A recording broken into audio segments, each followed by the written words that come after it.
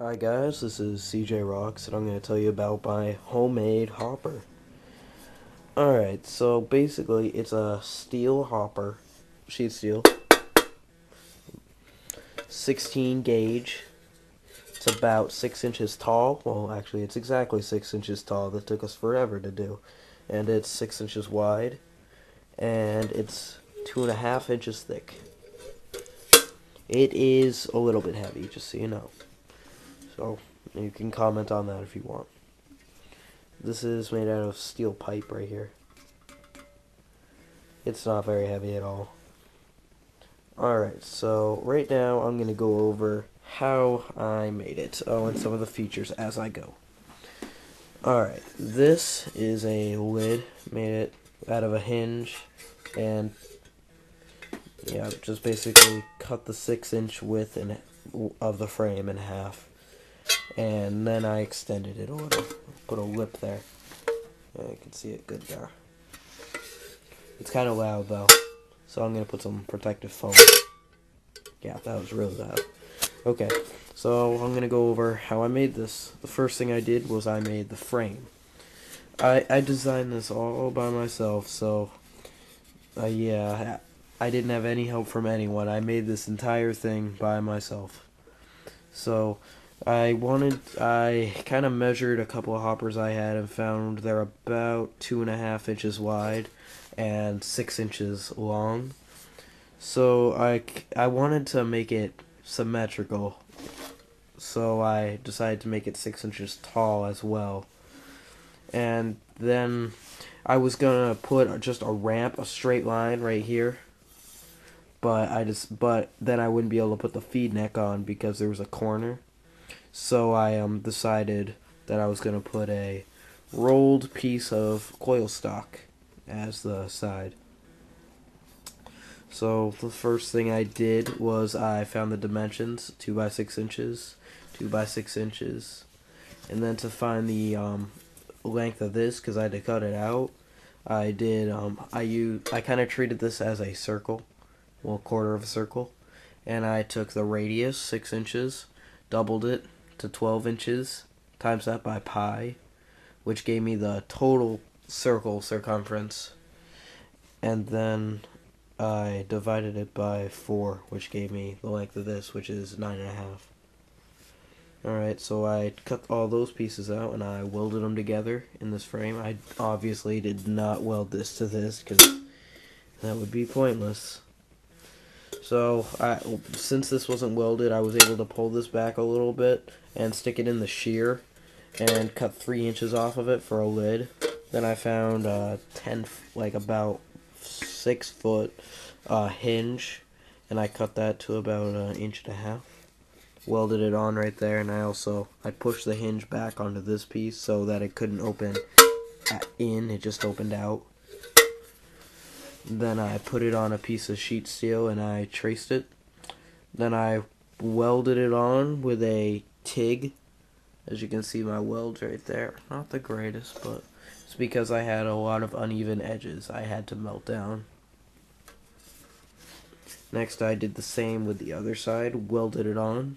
Then I cleaned it all up with emery cloth, flex padded the edges, then filed them to get rid of the burrs. And then I found this pipe right here, and I took the hopper home, measured how high it would be because I want it to rest on the scope pretty much for support, because it's heavy. Well, yeah, it's heavier than a normal hopper. So I brought it home and I measured, and I found a pipe about the size that would fit in the feed neck, as you can see. Feed neck. And not a feed neck, elbow. My bad. But anyway, I welded that onto there, and that gave me my finished hopper. Oh, wait. No, that didn't give me my finished hopper. Before I put the pipe on, I put it on the plasma cutter, and I cut a hole. So this would be on, because it was too late to drill once I had the frame all welded together. Oh, sorry, I forgot about that part. Alright, now I'm going to put my camera down this time and put this on my gun. because I've already filmed this once, and the last time I did it, I tried doing it one hand and tipped the gun off the bed and had to go do all this maintenance to make sure everything was working. Yep, so 1 second.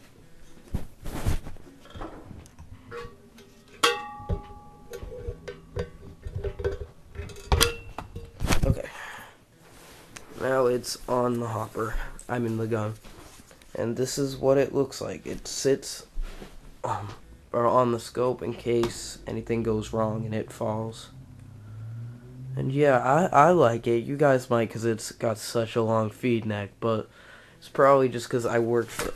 Wow, and the gun falls anyway. But I worked so long on it, and it took forever, and I designed the whole thing by myself. Had no help welding this or cutting it or anything. I fabricated and designed this whole thing, which I will copyright. Just the shape. I don't know if anyone would want to take it, but just in case. So yep, it holds about 300 rounds, and it feeds decently. But the biggest reason for making this is because I'm entering in a Lincoln Electric contest. Maybe get some money or even no, not really. They have welders they have for prizes, but it's a very small project. So hopefully I'll get something for it. But, yep. May or may not sell it, so post your comments, rate, comment, and subscribe. If you have any further questions, you can contact us right here on YouTube or at hellbentstudios@hotmail.com. Oh, and before I go, let me show you that you can see past the hopper through the sight. It's kind of blurry because my camera's a piece of crap and it's fell on pavement so many times. There. Yep. Oh, and that red dot is the laser I have mounted on the front there. See? So, yep. Rate, comment, and subscribe. Oh, and also I forgot to mention this. Post a comment on what color I should paint it. I'm thinking I'm gonna do a black finish, and then I might do a second coat with green tiger. Not gonna do red tiger because it's a sniper and I want it to blend in. So green tiger, or I might do digital camo, but that won't really match. So comment, tell me what you think. Alright.